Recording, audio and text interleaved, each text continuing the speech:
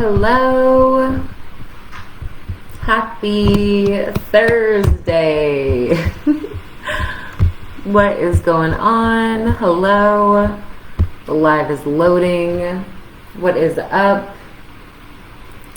How is everyone? It's Thursday. We made it almost to the end of the week. Oh, I'm just knocking my flowers over. Made it almost till the end of the week. How are we doing? I'm going to give everyone a second to pop on. If you pop on, say hello. I just want to say hello to my beautiful, amazing, incredible clients. If you're on, hi to all of you are creative writing community members because you're here in this live. So welcome. I am so happy to have you as part of the community. And if you are new to my world, hello, all of my new friends. So tonight we are chatting about villains. If you're watching, say hi. I always love knowing who is popping on the lives. So tonight we are chatting about villains, okay? But I definitely also kind of want to make this a Q&A. So obviously, guys, ask me whatever questions are on your mind. Cool with you? Cool. Hey, Sophia. Oh, so glad you're here. So glad you're here. Okay. Yeah, so if you actually don't know me, I'm Lo. I am the owner of Creative Writer Studio. I also run the community Facebook group. Hey, Donna. Oh, so glad you're here. Oh, my ladies. I'm so happy to have you here. Yeah, so I run the community Facebook group. My goal since I started my business 3 years ago was really to help people share their stories. Now I work with writers to make storytelling just simple as fuck for them and creative writing really fun again. So today we are doing all the things, demystifying villains, or AKA your antagonist, right? Whoever that is to your story. I wanted to talk about this because this is something I have not really touched on before, but it is so critical to your story, okay? Because we want to avoid the cliche villain who doesn't actually do anything to your story, but just add evil badness. We want a villain that has depth, right? So a lot of times I see writers where they just have a villain that's bad to be bad, right? And this may work for some stories, but at the end of the day, that ends up feeling very one-dimensional and a little cliche, to be honest. And obviously, writers, we hate being cliche, so that's something we obviously want to avoid. But yeah, just to that end, I also see villains who just lack depth and dimension, right? If we're writing human villains, they should still have quirks, right? And we'll get into this later. I'm so excited, getting ahead of myself. And I also see that villains aren't used to actually enhance the story, right? They're just a kind of a plot device, right? But as storytellers, we want to use these characters to add depth, right? And I'm a storyteller, I'm a story nerd at heart, so this one is the realest one for me. So tips for getting into and writing better villains, okay? Number one, to the end of lacking depth and dimension, these are human villains that most of us are writing. Or some of us may be doing fantasy, so they are at least bound to some sort of creature, culture, race, right? We want to add depth here, right? We want our villains to be multi-dimensional. We could have a bad guy who goes out and is evil out in the world, but maybe he loves his family, right?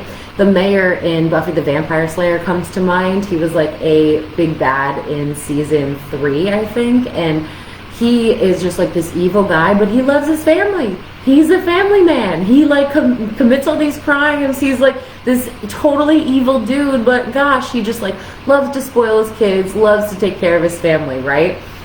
We could have a villain who goes out and does terrible, evil things and has 3 cats that they love, right? Or that they love to knit, right? We can give them human traits, right? It makes them feel real. We want them to have dimension. So that's my first tip, is treating them like we would treat any other character. We want them to have different sides of themselves. how are they when they're with their family? How are they when they're out in the world? Even if it's not something that makes it onto the text page of your book, it will come across somehow, whether through the internal dialogue, whether through exposition. Like, those traits do end up making their way onto the page. If not explicitly, then just in like a very, like the reader can sense it or feel it kind of way. They also need a wound or a misbelief. Okay, so just like our main character needs a wound or misbelief that they're working on healing or changing, the bad guy also needs a motivating wound as well. Okay, so this is a wound that they should use to like justify all of their evil actions, right? Because at the end of the day, our villain doesn't see what they're doing as villainous. They see what they're doing as justified, and this wound is why they see it that way. Right? So this is really important because this is what is, again, motivating those actions. And just like our hero changes over the course of a story, our villain will probably change over the course of a story as well. Okay, especially if we're thinking series wise, like we should be considering, how does the villain change? What is the villain's arc as well? Because we need it to have dimension, right? Harry Potter, Voldemort didn't just like exist the whole time, right? He got more and more powerful, more and more dangerous throughout the entire series. We should really want to approach our villains like that. What questions do we have about that?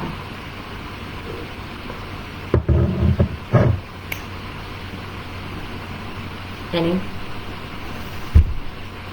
I'll let you guys think for a sec. Or type.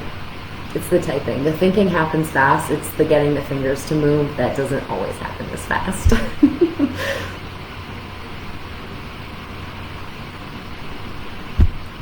I like this one. Yeah, this is an important one. I'll go down to number 2, and if I see questions pop up, I will circle back around to them. But number 2 is the villain shouldn't really, or the villain should be kind of a shadow of the hero, right? Like if our hero is noble and brave, like our villain should be the shadow aspects of those things, right? So we like to have this counter aspect. Typically in storytelling, we use it to contrast the hero's goodness, right? Like we need a scale, and we take everything to like the extremes in stories. We want to push the drama as far as it can go. We want to push the tension as far as we can take it, right? So at the end of the day, we want the extremes to be palatable. We want it to be felt. These characters should be at odds, and they should have personalities that are directly beating up against one another, right? And that comes down to like the theme as well. Like, what is the theme that we're focusing on? Like, love is on the hero side, hate is on the villain side. Like, how do we bring those aspects into the story and use them to help define our villain's spicy personality, right? Or again, if this is a story where our main hero is like trying not to become bad, right? Or they're tempted to become bad at some point, in what ways do they start to become similar over the course of the story, right? That's what's the flip side there too. And then number 3 was, okay, yes, this is so important, is that our stories, antagonists and protagonists are connected in some way, okay?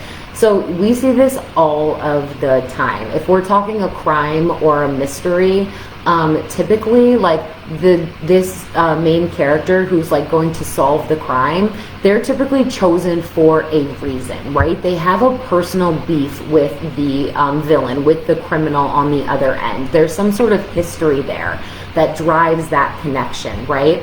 And like we see, Darth Vader was Luke's father, right? Harry and Voldemort, I call him Voldy, they're connected at the soul, right?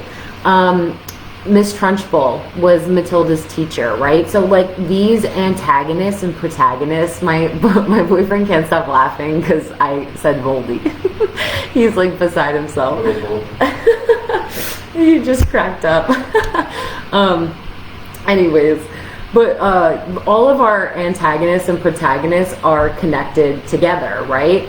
And this is really to ratchet up the tension of the story, okay? And really to bring the stakes all the way around home. How are these two connected?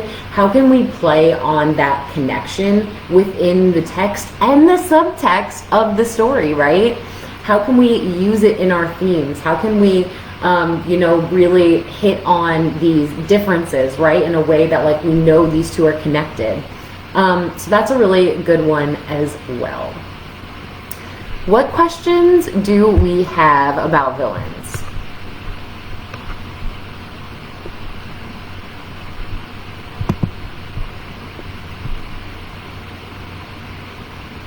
Or antagonists in general?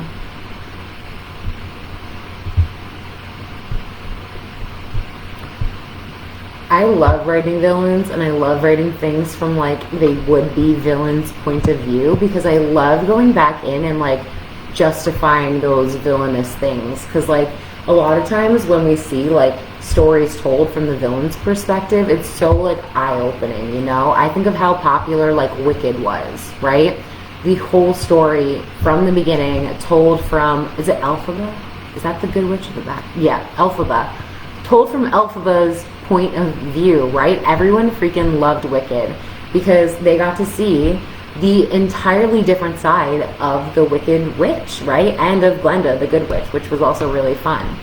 People loved that. I loved it.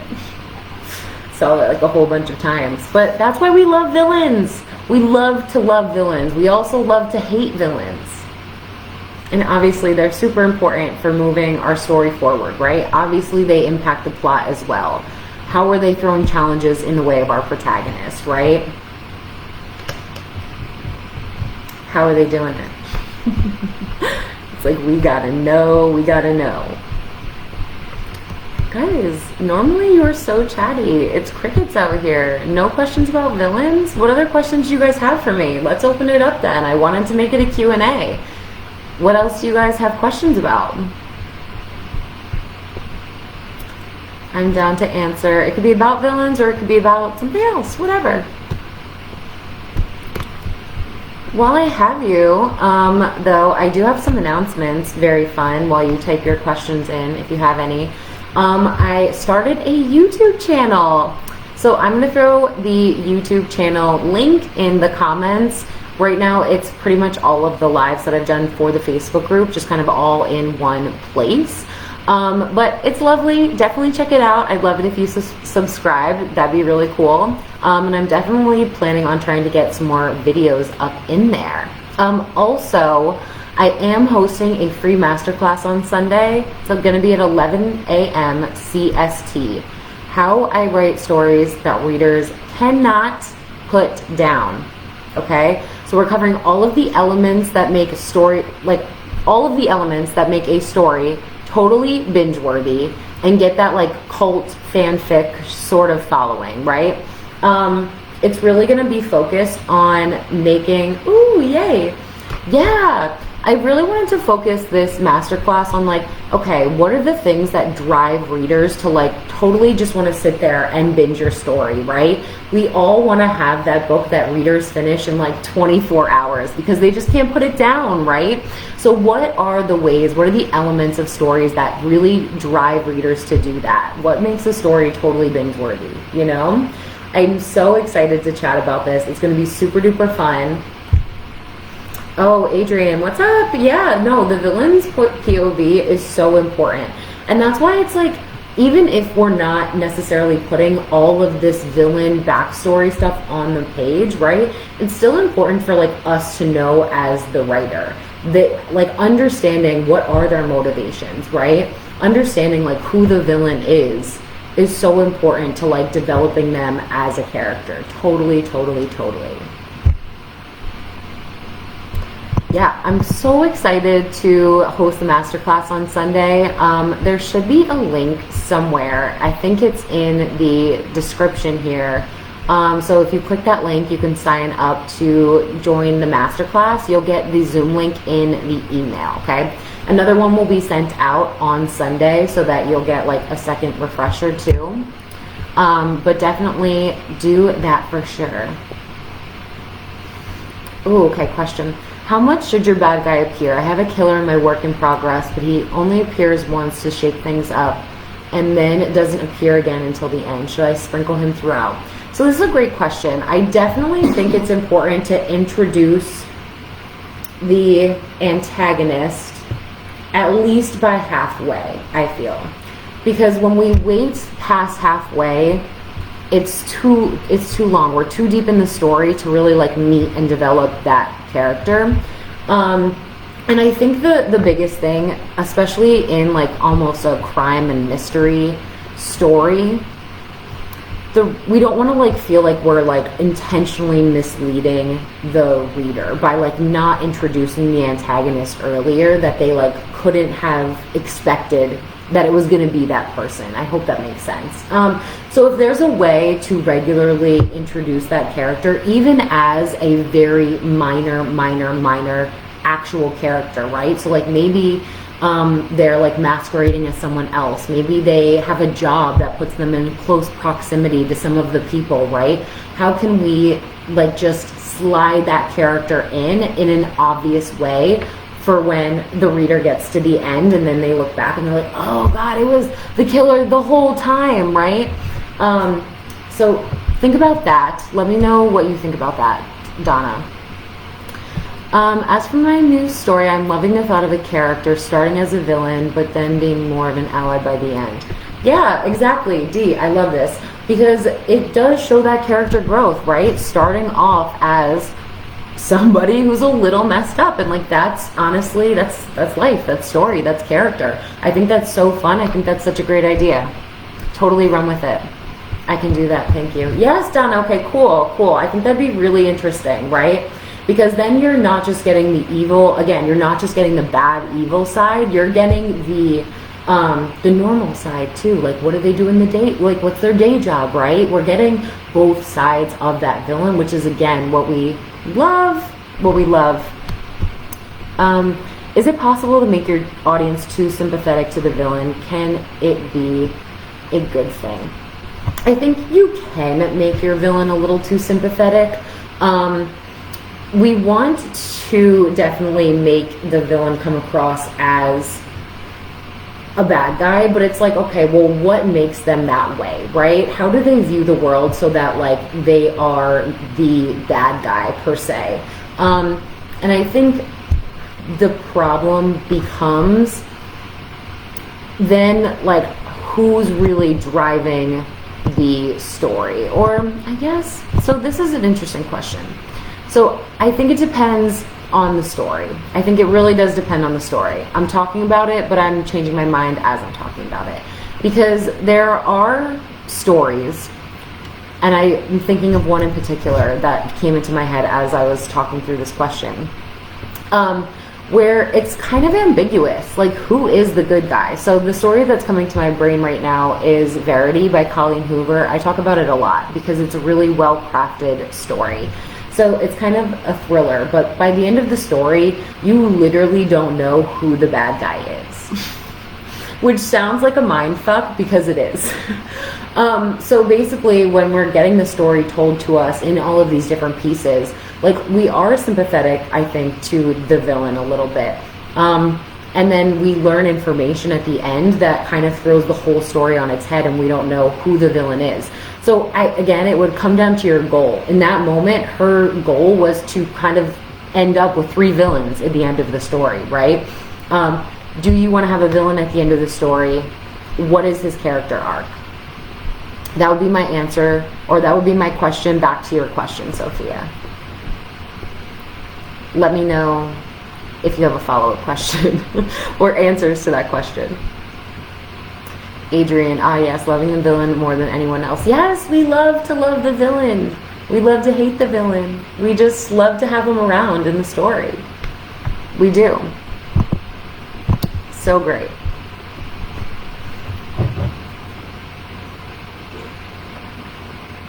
I'm sorry my answer, Sophia, was almost like a backwards answer. I want a redemption arc for one villain and not another. Okay, so yeah, I would say then we could let the audience totally be more sympathetic towards one as opposed to the other. So I'm thinking if we want to set up or foreshadow a redemption arc, we can start building that sympathy earlier for sure. And I think for the other villain, we just paint them harder, right? What are they lacking? How are they different, right? What are the lengths that one is willing to go that the other will not go to, right? Let's paint them as different. We want to set them up as different right away. One is super duper bad and one is bad, but maybe not all the way bad, right? I feel like, let me know if that answered your question, Sophia. I feel like that would be a great way to set that up, though.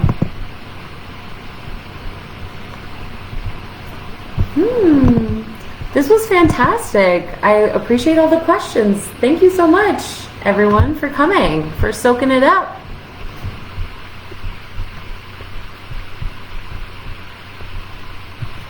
Appreciate it.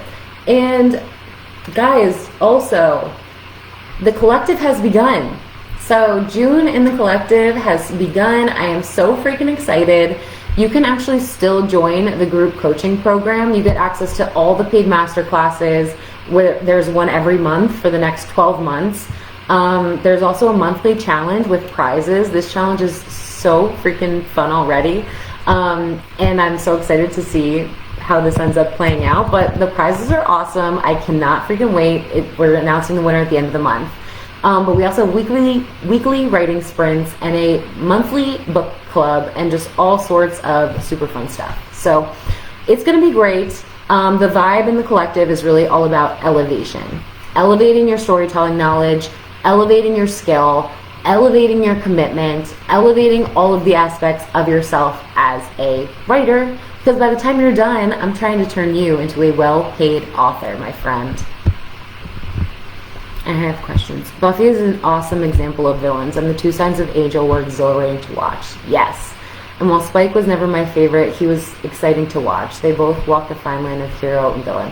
I 1000% agree, Donna, and I love Angelus for that reason, right? And Angelus was the antithesis of himself, right? In one, he's like pure total evil, and the other, he's just like pure total mush, right? He's just like the gushiest, like saddest dude. So I think that they did a really great job of exploring that like good versus evil sort of situation. And yeah, Spike was a very interesting character, right? We had both. We both liked him and didn't like him, right? We were sympathetic to him at times and unsympathetic at others, for sure. And I think because Buffy was so long-standing, right? It was such a long series to be televised. Like, they needed to have those arcs, right? We needed to see both sides of these characters. We needed to have them change sides and go from one side to another. We needed that polarity to really keep that line pushing forward. Yeah, that's great, thanks. One villain is majorly damaged and heartbroken, and the other one has gone beyond help. Yeah, exactly. Yeah, I think really, Sophia, like, you kind of want to put them next to each other and say, like, yeah, what lengths is one willing to go to that the other won't go to, right? Like, what is one willing to do for their goal, and what's the other not willing to do for that goal, right? Like, we all have limits for most things. The most evil among us have no limits, right? Been binging on Angel lately, actually. I love Angel, except for that weird grossness with Cordelia. It always makes me sad. I always liked Angelus as a bad guy because he's so charismatic. Yeah, regular Angel was like almost a little like wet cardboardy, but Angelus was definitely a little edgier. Had a little bit more personality, I'll give you that. Cool. Well, guys, I think that's it for me. I have to hop off, but this was a great chat. Thank you so much for being here. I really appreciate you hanging out with me. All of the questions were incredible. I really appreciate you all being here and participating. Anytime like I am hopping on live, it always feels so great to have people who are really engaged, and it just means the world to me. Even if you're watching on replay, I still appreciate you and love you. But that is it for me. It's Thursday. Everybody have an amazing, amazing weekend, and I will catch you all super duper soon. All right, bye.